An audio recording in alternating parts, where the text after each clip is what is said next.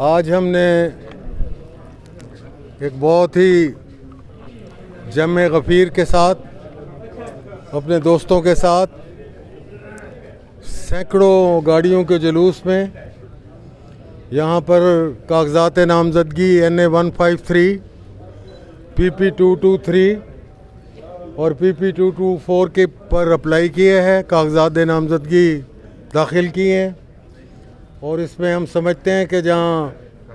हमारे दोस्तों के जज्बात हैं और उनके एहसासात हैं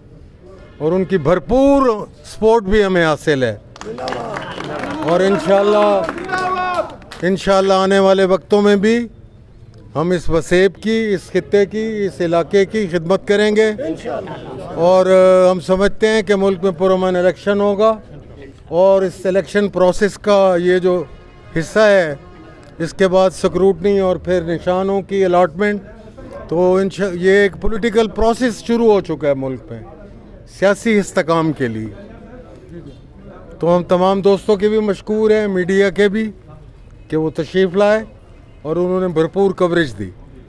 सर ये बताइए कि